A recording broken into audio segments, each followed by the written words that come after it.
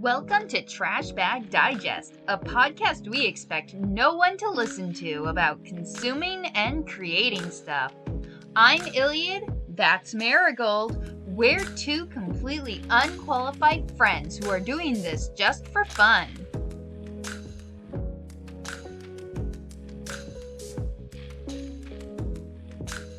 So, for our next episode of our little Trashbag Digest podcast, we have decided on the theme of art fundamentals. But before we get into that topic, we tend to like to have a little parlay to catch up on what we've been doing. And yeah. A tête-à-tête. I know French too. Ouais, un tête-à-tête, on va parler le langage. No, you messed it up, Iliad. You used the Quebec accent. Now everyone knows we're rubes. Anyway, on to the first section. Yeah. Okay. So I guess I'll start because I told you what I just did this week. So my big accomplishment is I finally beat Disco Elysium. Congrats. I had that game in my Steam library, I think, for like over 3 years now, and I never beat it, but somehow I managed to beat it. Finally. Kind of a miracle. Yeah, it's definitely a game I've heard a lot about, but will never play. The thing is, it's a good game, but I think it's definitely a game for people who like world building and philosophy above other avenues. It's so lore deep and heavy, and it's got like this hint of Lovecraftian themes to it. So even though the game doesn't want you to take it like that seriously, it still requires you to kind of engage with it in a upper academic level.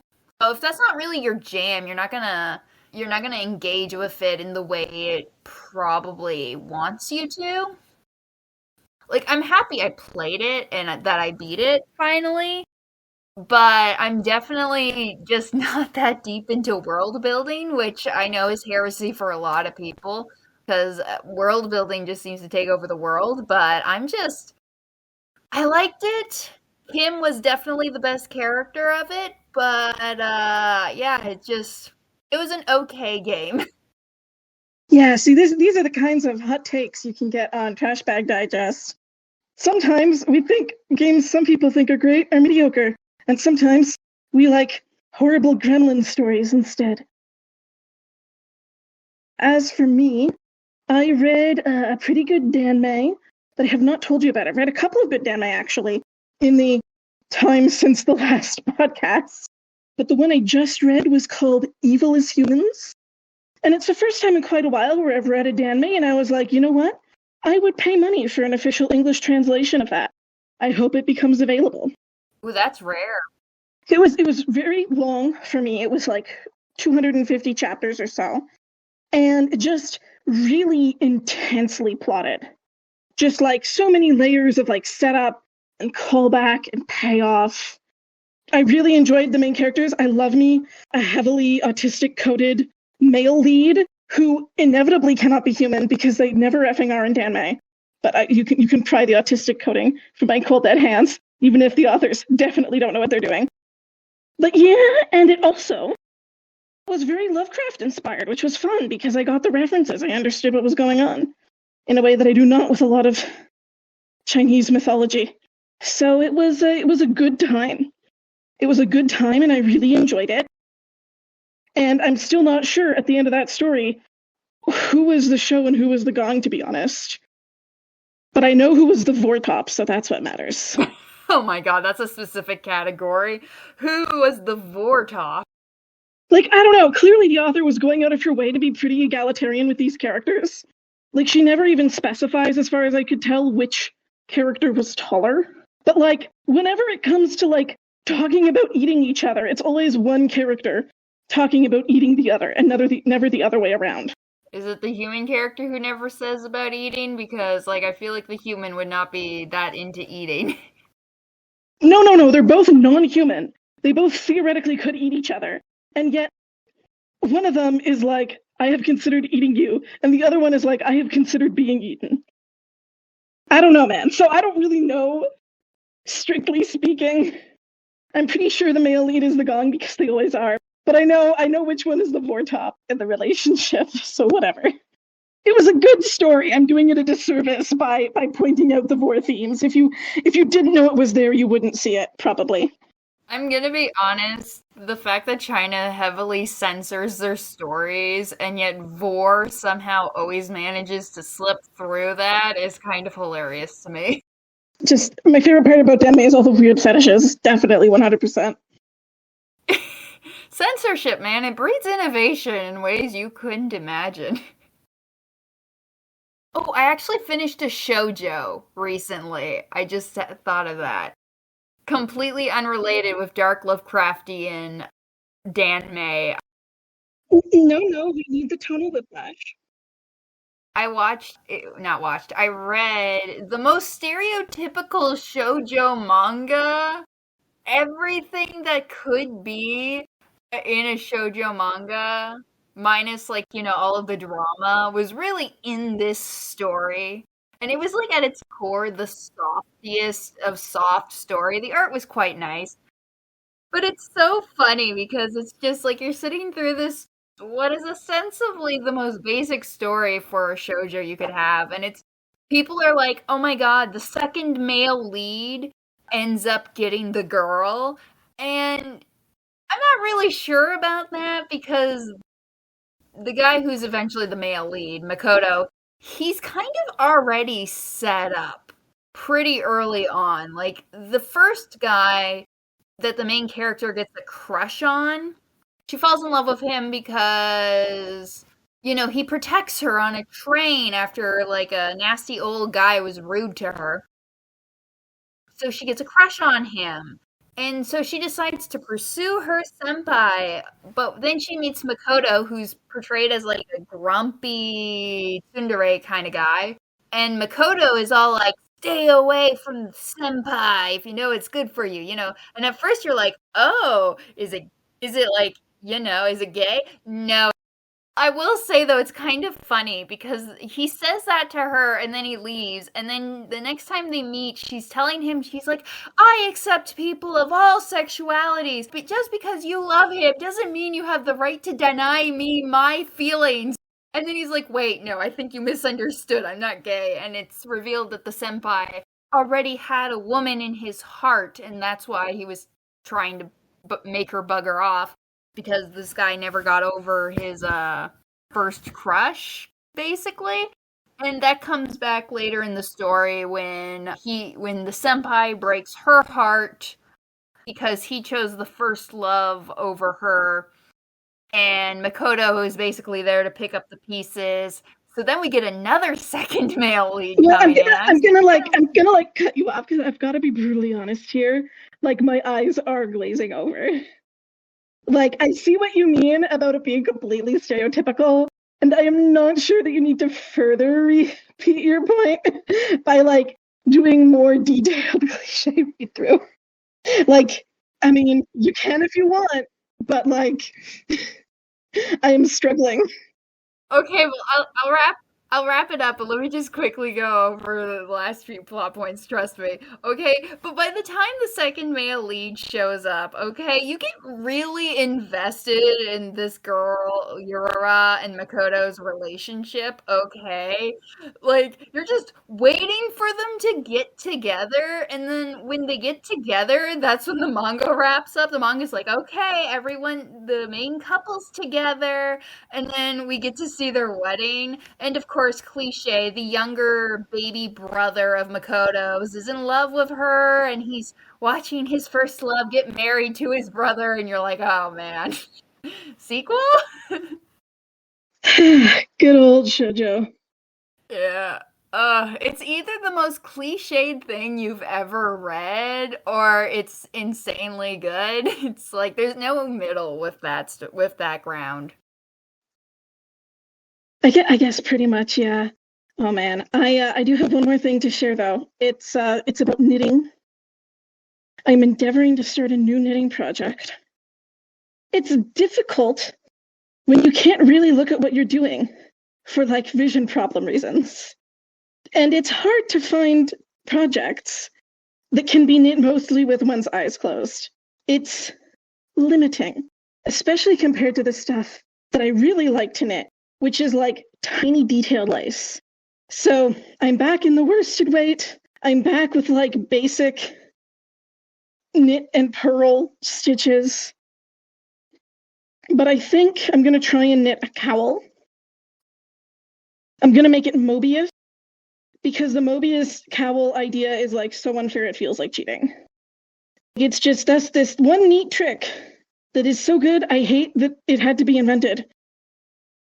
Which, if you don't know what the Mobius cowl knitting is, right, is like if you want to knit something that's tube shaped, like a cowl that goes around your neck, needs a hole in the middle, yeah, you have to cast on all your stitches, and then you have to join them in the round so that you can knit continuously in circles over and over and over again, instead of having to stop and turn your work and knit backwards at any point.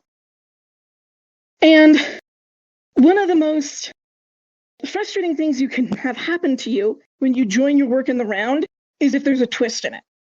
Because if there's a twist in it, your whole knitting project will no longer be a nice flat tube. It will be weird.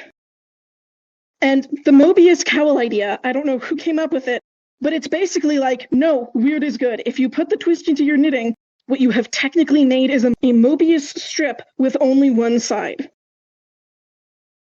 And it adds a nice little design detail for someone who can't do any cool stitches because I've got to do it all with my eyes closed. So I have started the process of doing a kind of test piece mini cowl for a ribbed Mobius cowl. And so far it's going pretty well, except that I put the twist in the wrong way and now it keeps untwisting my circular needles from the wire, which is very annoying. But otherwise, so far so good. Well, that's good. Glad you got knitting going on again. Is that like impossible to follow? Is that as opaque and eye-glazy as like standard shoujo storytelling? Because I don't know knitting, yes. If I knew knitting, probably not. Such is the curse of the hobbyist. Well, it's fine. I rattled on about eye glazing shoujo, and you got to talk about knitting, so we're even. Yeah, and I do like knitting. And I am glad that I'm knitting again, now that it turns out that the problem I was having was vision related and I can hack the system by like not looking at my knitting while I knit. So, progress. All right. So, it is now time for our not actually sponsoring us sponsor. The not a sponsor. The not a sponsor, but if they want to sponsor us, I would love it if they contacted us to sponsor us. Because, you know, we have such an audience. Yeah, and we definitely have the wherewithal to fulfill legal contracts. That is definitely something we could be trusted to do. Yeah, definitely. Trust us with your money. Trust us. All right, and now a word from our not actually our sponsors. You worked too hard, you ate too much, the cheesecake made you greedy. Let your aching head and stomach hear this message from old Speedy. Alka-Seltzer, plop, plop, fizz, fizz, oh, what a relief it is. Plop, plop, fizz, fizz, oh, what a relief it is. Ah, those Speedy Alka-Seltzer bubbles burst into action to relieve your upset stomach and aching head fast. Use only as directed. Oh, what a relief it is. What a relief. All right. So now that the tete-a-tete is done, the next thing is our main topic. And now normally our last two sections are like a topic from the viewpoint of like us, the audience, and then from the viewpoint as us, the creators. Because this is a little bit of a different topic that doesn't break down as well. We're instead going to do the first section on the fundamentals of art and the second section on the fundamentals of writing. So, hope that's clear as mud. Art's kind of like a funny thing because the first thing you need to get started is to just pick up a pencil and learn to draw a line. The minute you're a kid and you put your hand in the paint, you're already theoretically doing art. It's not art with purpose, but it's art, right? Yeah, and you and I think, have very different artist paths in how we learned drawing and stuff. I relate to you in terms of like, kindergarten art class and stuff, but I wasn't naturally good at it. And so I kind of dropped it by the end of elementary school. And it was something I stopped doing. I was never gifted at art, but it was always something I did off and on. So I'd get really into it and then I'd stop. I'd get really into it and then I'd stop. I think currently this is the longest I've done art continuously. Like I'm on year 2 of drawing every single day, which is amazing because my New Year's resolution is to just draw once a month, but somehow I'm drawing every single day. So, Congrats. you're never too old, kids. But in high school, you want to know what I drew the most of? The one thing I would consistently draw, and yes, I did draw anime, but that wasn't the thing I consistently would draw in math class. Oh. It was cubes. You've seen my abstract art and how wild and detailed that got, and it got started because when I was in high school, the only thing I ever really drew when I was bored in math class and any other class was a cube. I would just draw cubes nonstop. Yes, I did like these vaguely symmetrical doodles. And people said they looked cool, but also I knew I wasn't any good at like anything but them. I did take a photography class though. Photography introduced me to like there's a lot of overlap between photography fundamentals and art fundamentals. And so it introduced me to a lot of those concepts. The thing that art and photography have in common is, so composition is like the biggest thing they have in common. Well, no, I think I agree with that. I think the way I thought about it, right? Like there's a whole bunch of art fundamentals that are about reproducing the natural world, right? Things like lighting to some degree and anatomy and form that like when you take a picture with a camera, it's like that's already kind of there. But yeah, like composition and particularly using lighting in composition and thinking about composition in a much more detailed way and framing especially. And that's a lot of stuff that really makes art look good. So that's fun. Well, there's also like color. Color in photography and color in art, they both follow the similar strain. It's the reason why we have black and white photography, but the photographers will like add one splash of color in their piece. Yeah, like color theory is the same between them for sure. Yeah, I think color theory is kind of like universal for design. Anything with the visual arts, you need to know your color theory. But yeah, it's funny because when you look at like the path to learning art, there are different ways to get started, but so long as you make sure to practice each of the fundamentals, you're going to get to a place where you can draw fairly well. And like, what are the fundamentals while we're mentioning them? So we're going to go very broad here because there's a lot more specifics. Yeah, different people break them down in different ways. But there is sort of like a general trend. Yeah, we're going with the general stuff, but anatomy, perspective, form and structure, lighting and shadows, color and composition are like the big ones. And then everything falls under those umbrellas. Yeah, and sometimes you'll see more or less But it's sort of just different ways of describing the same sort of set of principles. It's remarkably consistent, regardless of if you're talking to, someone who's doing traditional portraiture or someone who's doing manga or someone who's doing animation or someone who's doing video game development. Pretty much all visual artists are drawing from the same set of principles. You want to draw people? It doesn't matter how cartoony you want to draw. You need to learn anatomy to some degree, so that way you know how a body is supposed to kind of dwarf before you break it.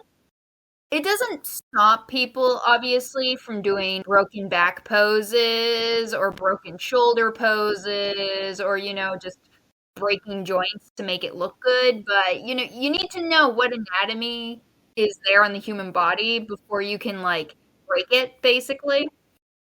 Yeah, and you also need to know the other principles, because if the broken anatomy doesn't enhance, say, composition, what are you doing? You just made it worse for no reason.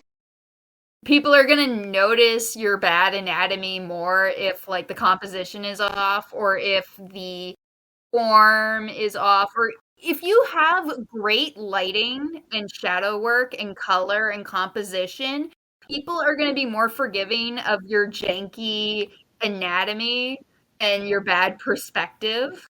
Form and structure, you need a good grasp of that, but bad anatomy and perspective are usually more forgiven if everything else kind of looks better. Yeah, and so, for me, when I came back to drawing, because I was always a writer through childhood, and then I burnt out on writing and started learning to draw in university instead.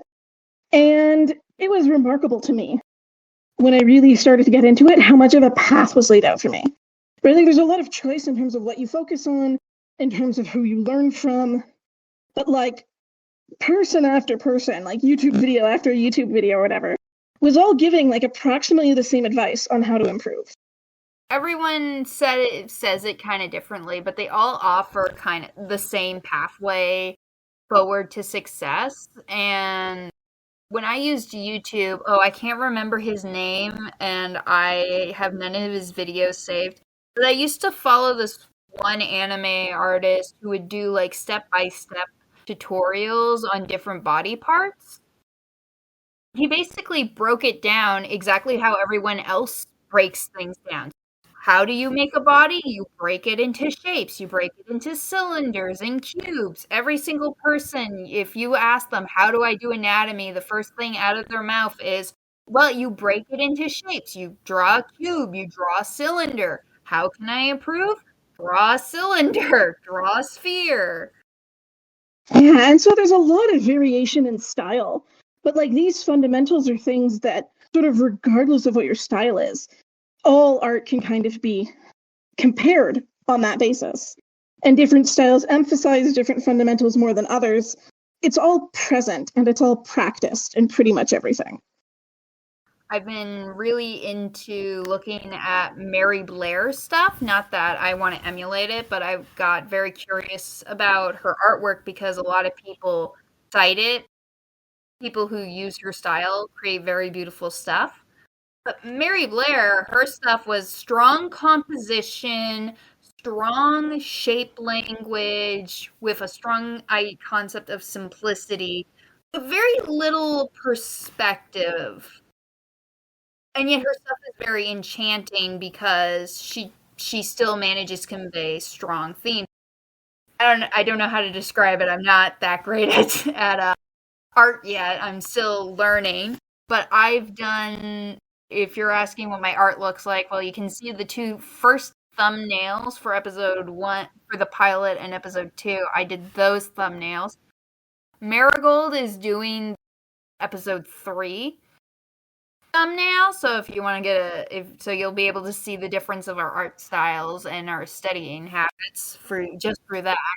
And I should say, I do not have much of an art style. I am kind to copy yours. Most of the art I've drawn is just figure studies, because that's one of the things that happens when you go totally self-study. I kind of got on a track, and I've stayed on that track for years, because when I'm well enough to draw, I'm not well enough to learn new things. So my actual drawing is almost exclusively figure steady sketches. And this is probably the first thing I'm doing cartoon style. But yes, if you notice a difference, it is because I'm drawing the thumbnail art this time. I will say, and somebody said, I don't know if this was a YouTuber or a Tumblr post or whatever, but this has stuck with me through my core. But somebody basically said, you don't need to discover your art style because the very fact that you are drawing something, that's your style. You are already producing and reinterpreting it, and that has become your style. Yeah, I had no idea I had anything resembling a style until someone was like, oh wow, I like how sharp this is and how pointy it is. I love how geometric your art is. And I'm like, oh, I didn't know I was doing that. Thanks. Right? Just the fact that you are producing something out of your pen, you've already got a quote unquote art style. All that matters is that you manipulate what you learn in order to push yourself towards a more notable style versus another. Like, I have a lot of anime influences, but I also, for some reason, draw a lot of things that look like comic book styles. I don't know what my art style is. It's undefined, but it's mine. Yeah, and like style is like, bring it back to the fundamentals. It's like one of these things that like how you use the fundamentals, how good you are, which ones you're more comfortable with, which ones you employ more. Like that has a lot to do with what art style ends up being. And like everyone knows it and everyone talks about it. And everyone kind of, if you ask to talk about like art style, right? A lot of people will automatically start breaking down art styles in the language of the fundamentals, in terms of line, in terms of perspective, in terms of color. To be honest, I think when it comes to art styles, I think people focus too much on it. Art styles are just boxes that we put ourselves in because we want to be more recognizable, but just producing art is itself its own style. So, like, if you're worried about fitting in a box, don't be. You're going to you're going to find your box. Don't worry. Your box will find you.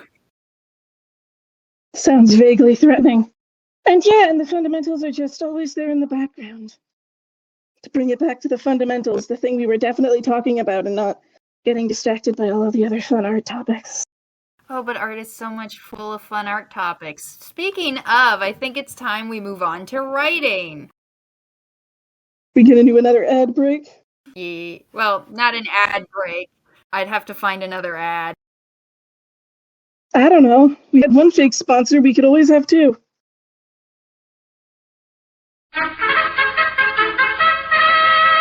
Here's the story of the 1940 cars in a nutshell. Best Bets Buick. See your nearest Buick dealer for complete details.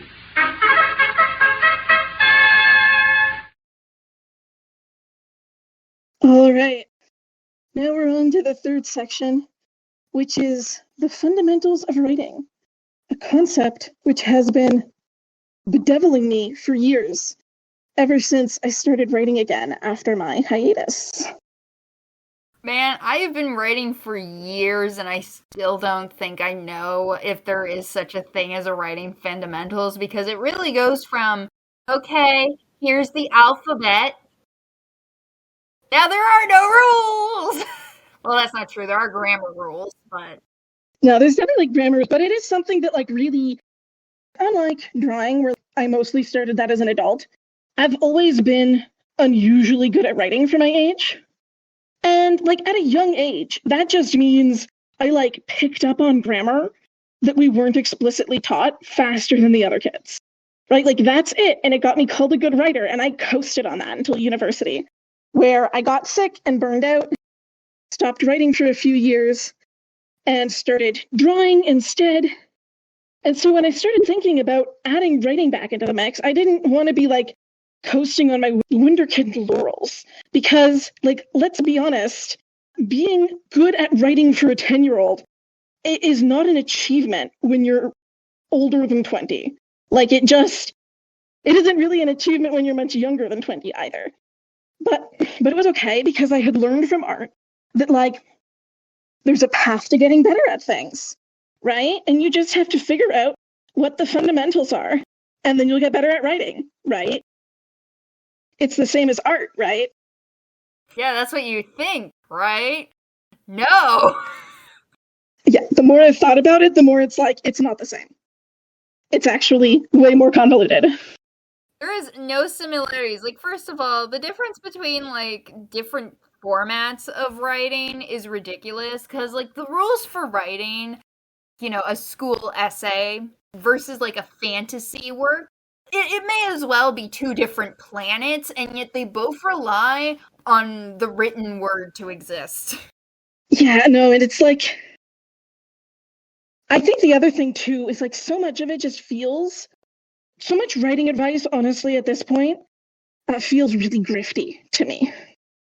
Like, there are some genuinely talented and generous writing teachers out there, but like, with writing, you can find, well, sorry, not with writing, with art, you can find a lot of like really good advice on how to draw without paying any money for it. There's tons of fantastic and coherent free information.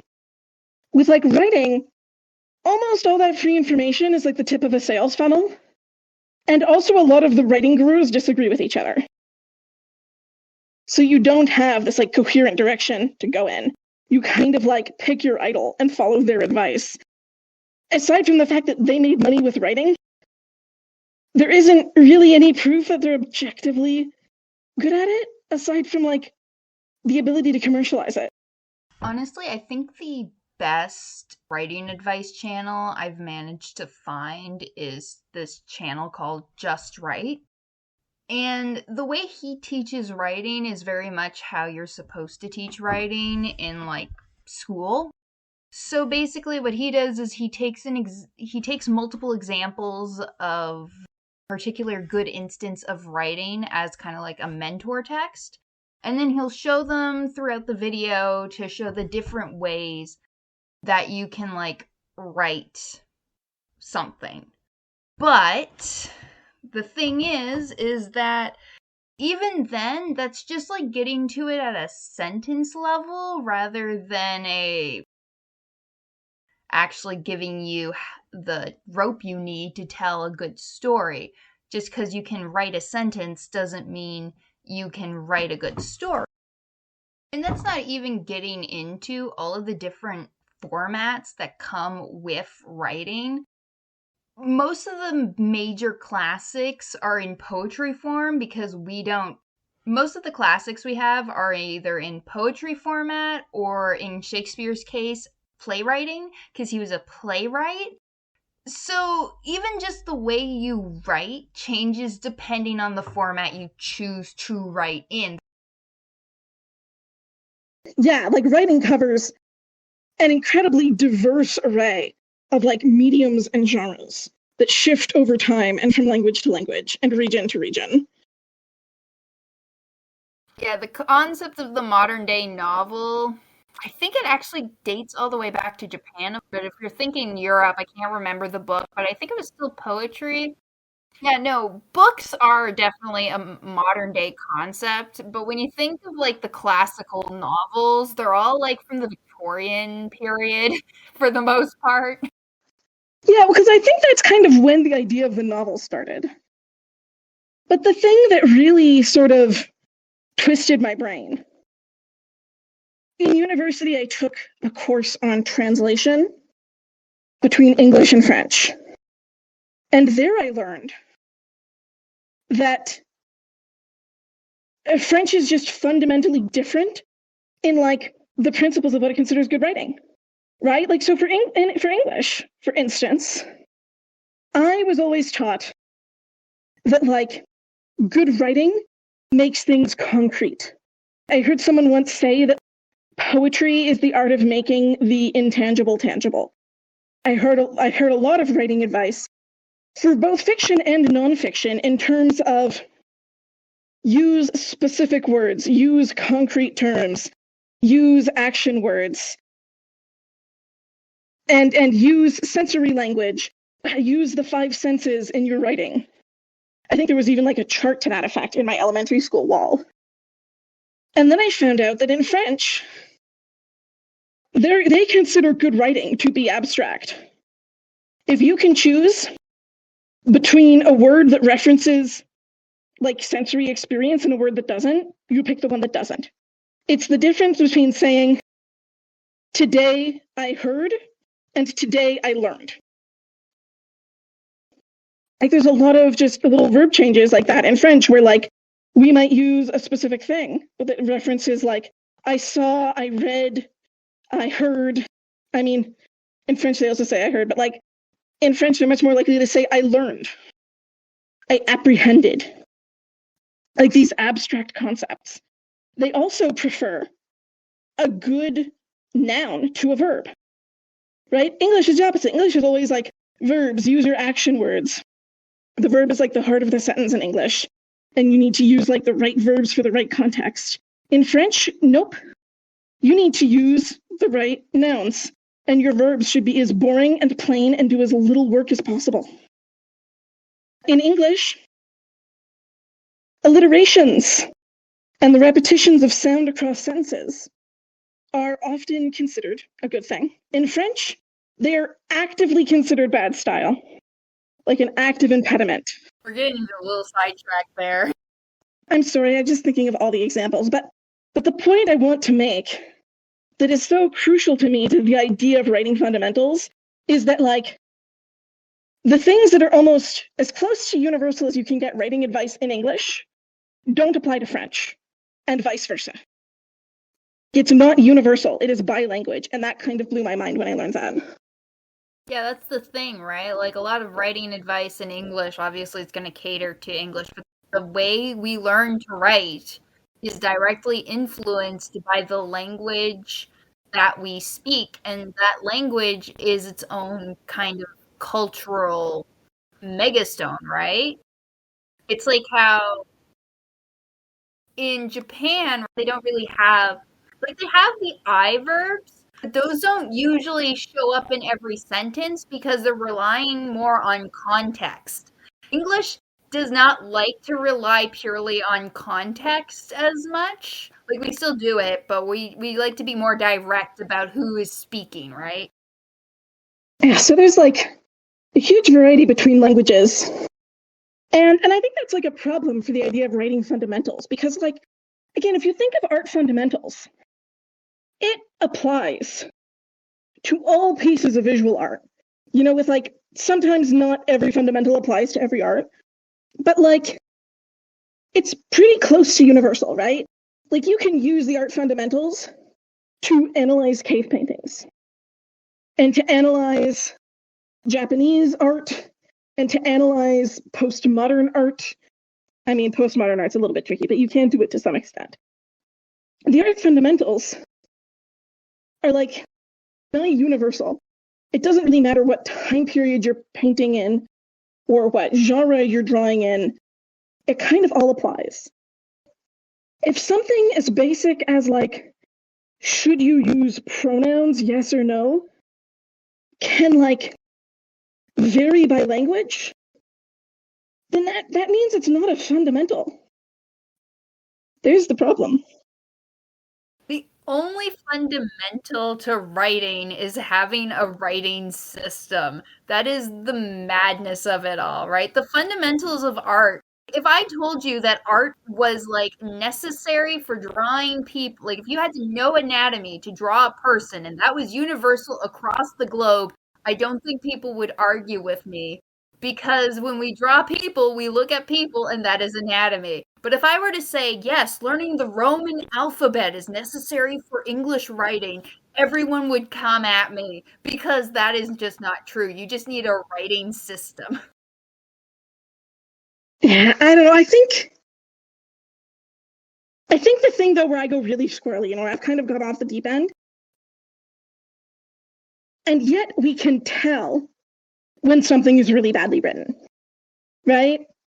Like not everyone interprets things as badly written. Like there's a lot of individual variety, and yet we've all come across a piece of writing that is just truly unequivocally bad, and there has to be a reason for it, right? And so I'm immortal. well, like I don't know, I saw this like someone was looking for feedback in a Discord server. And it made my Amarto look good, okay?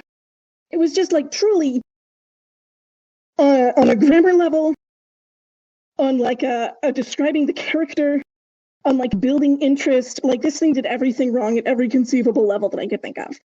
And like, there must be something to it, right? There must be some reason why bad writing is bad, even if we disagree somewhat on what is bad writing. And related to this, or, and by related to this, I mean like in like a corkboard conspiracy sense, in terms of connecting dots that should maybe not be connected. I have a habit of listening to a literacy podcast about teaching children to read. Because, I don't know, I'm a nerd, I like weird things. This somehow appeases my brain. But they talk a lot about literacy education and the fundamentals of literacy. Did you know there is no part of your brain for reading? There's a part of your brain for looking at things. There's a part of your brain for listening to things. There's a part of your brain for language processing, but there is no part of your brain for reading. Reading happens between the visual and language processing part of your brain. And when people learn to read, they are literally like building a brain bridge of signals between those two parts of the brain to enable that. And I think that makes it different. I think that's why we don't have the fundamentals in the same way, is because it's not, like reading is not a natural occurring phenomenon the way that looking at things is. I love that the answer to what are the writing fundamentals is, well, you see, kids, we don't have the brain parts. Well, I think it's interesting because you realize how much more abstract writing is, right? Like with art, if you want to experience it, you look at it. But you can't experience a book just by looking at it. The experience comes from like reading, from like the act of putting together the story in your own brain. And I think that means because it's being like constructed in the brain of the reader, there just isn't as much that universally applies because different people's brains are different. Yeah, it's funny. Most art advice is things that would please my brain when you think about it, right? Because, yeah, if it's all being translated differently depending on the brain type, then, yeah, obviously art advice has to be varied because everybody's interpreting it by their own preference.